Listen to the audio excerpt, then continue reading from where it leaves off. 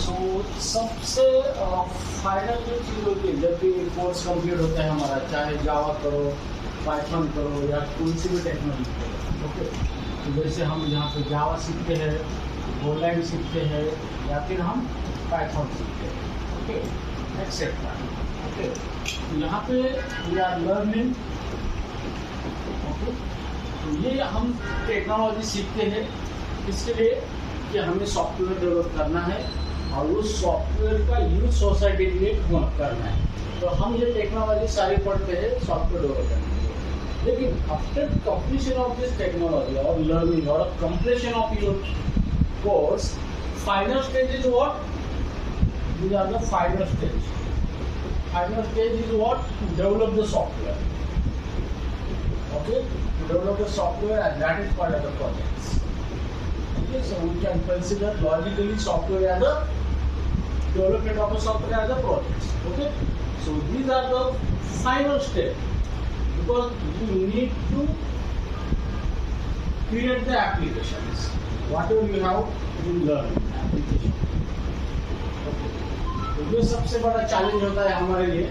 हमें सारी चीज़ें पढ़ते हैं लेकिन फाइनली हमें क्या करना होता है, तो सारी चीज़ों का यूज़ करके सॉफ्टवेयर डेवलप करना होता है। लेकिन यहाँ पे सबसे बड़ी दिक्कत होती है। सबसे बड़ी दिक्कत मतलब क्या होती है कि हम चीज़ें सीखते हैं लेकिन उस सॉफ्टवेयर डेवलप करने के लिए हमें बहुत सारी चीज़ों का नॉलेज चाहिए होता है, ओके। अब वो नॉलेज क्या होता है, यहाँ पे कौन सी चीज़ का नॉलेज हमें जरूरत होता है, ओके। तो अभी राइट नाउ यहाँ पे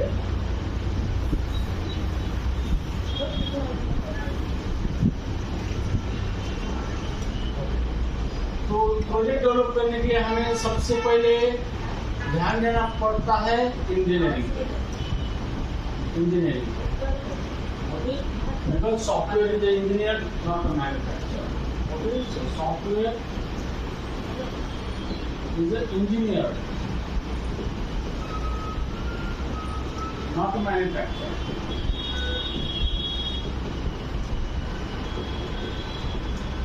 Okay, so not a manufacturer. Okay, software manufacture में होता है, इंजीनियर और होता है, इसलिए सबसे पहले हमें ध्यान देना होता है इंजीनियर पे। हाँ, सेकंड यहाँ पे हमें ध्यान देना होता है टेक्नोलॉजी पे, ओके। टेक्नोलॉजी पे ध्यान देना होता है, इसका यूज करके हम क्या करते हैं, सॉफ्टवेयर को इम्प्लीमेंट करते हैं। इम्प्लीमेंट करते हैं मतलब क्या करते हैं, उसको डेवलप करते हैं, ओके। दो चीज बहुत ही अच्छी तरीके से हमें पता होना चाहिए। नाउ इसके अंदर जो थर्ड चीज होती है, यहाँ पे थर्ड चीज ये होती है कि नेटवर्किंग, ओके। तो ये चीज भी अच्छी तरह से पता होना चाहिए। और नेटवर्क कम्युनिकेशन,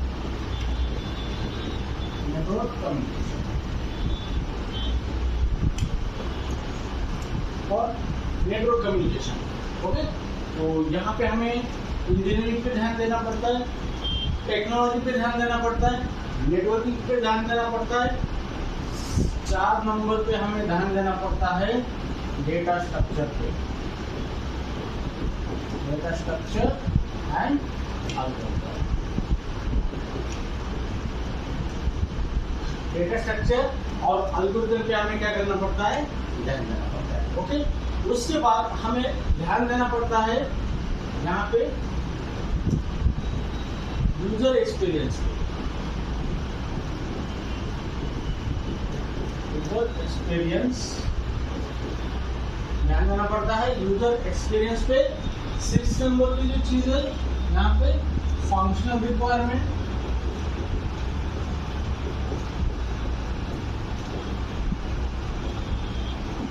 यहाँ पे है 7 नंबर नॉन फंक्शनल रिक्वायरमेंट,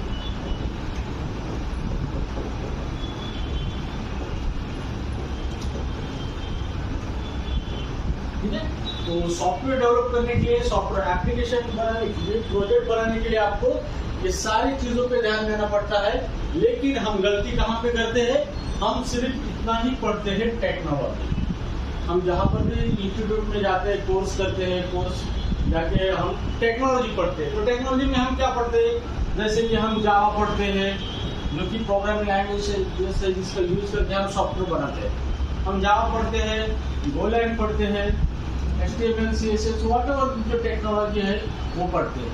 तो यहाँ पे सिर्फ ये technology is not sufficient to develop the quality software projects.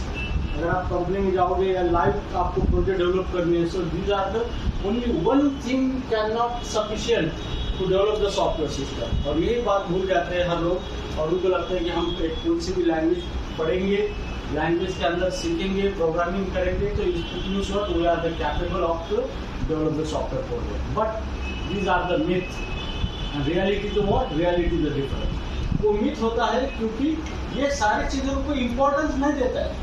क्यों? क्योंकि these are the very toughest thing than technology.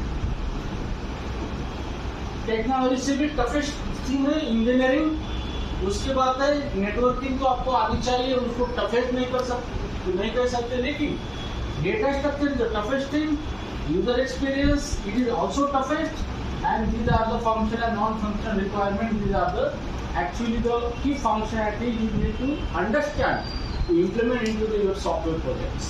Okay. इसके बाद जो non-functional जो होता है ये थोड़ा सा अलग होता है। Okay. उसके अंदर सिक्योरिटी कॉन्सेप्ट आते हैं, तो ये हर एक स्टेज में आपको ये सारी चीजें लगती है, तब जाके आप प्रोजेक्ट बनाते हो। ठीक है। तो डायरेक्टली प्रोजेक्ट बनाने के लिए आपने जावा सीखी है, गोलैंग सीखी है, पाइथन सीखी है, तो डायरेक्टली आप जाके टेक्नोलॉजी लैंग्वेज सीखे तो मैं आप प्रोजेक्ट बना सकता हूँ। That's not the true fact. You can develop the thing, but whether there is no assurity और guarantee whether that thing developed is right और not. Okay, so the way of development should be the correct, and that way of development explained by the engineer. Engineering define करता है कि आप किस तरह के discipline use करके आपको करना है, कौन से डिसिप्लिन राइट है, और उसको यूज करके आप क्वालिटी सॉफ्टवेयर कैसे बना सकते हैं। और क्वालिटी सॉफ्टवेयर की बहुत ज़रूरत होती है, क्योंकि अगर सॉफ्टवेयर के अंदर थोड़ा सा भी प्रॉब्लम है तो उसके अंदर भी कुछ प्रॉब्लम्स के टाइप्स होते हैं। जैसे सॉफ्टवेयर के अंदर टाइप्स होते हैं, एक होता है एरर बोलते हैं इसको, एक होते हैं एक्सेप्शंस, एंड फाइनली जो होता है बग। जब भी सॉफ्टवेयर के अंदर कुछ प्रॉब्लम्स आते हैं तो ये प्रॉब्लम्स आते हैं एरर्स। अब एरर्स का मतलब क्या होता है कि ऐसी कुछ खराबियां आती है जो कि सॉल्व नहीं कर सकते, सॉफ्टवेयर का यूज करके वो सॉल्व नहीं कर सकते। It means what, some failure of the hardware, the limitation of memory, कुछ मेमोरी हमें उतनी चाहिए तो कम हो रही है। जैसे हम मोबाइल के अंदर camera is a software, video record करते हैं, लेकिन मेमोरी फुल होने के बाद हम नहीं कर सकते, तो सॉफ्टवेयर कुछ नहीं करेगा because of error is what, the memory is full. Okay, so this is called as unrecoverable errors. Now second thing is the exception. Exception is nothing but the condition and a situation in that your computer system not able to execute your program। तो ऐसी कुछ situation बनती है कि जिसके अंदर computer के पास solution नहीं होता है, उस टाइम वो आपका प्रोग्राम कोलैप्स कर देता है।